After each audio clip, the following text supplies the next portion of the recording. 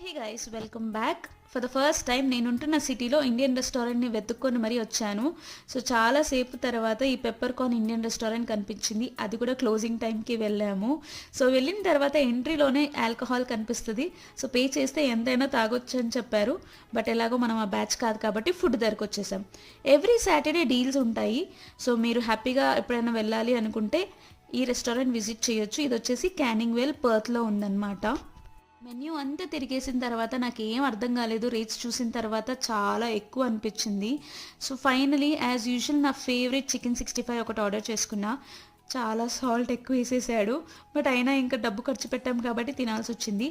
వెజ్లో veg dumplings ఒకటి order చేశాము.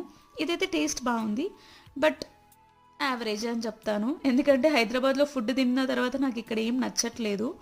అండ్ నెక్స్ట్ ఐటమ్ వచ్చేసి ఎగ్ నూడిల్స్. ఇది కూడా బాగానే ఉంది. సో తర్వాత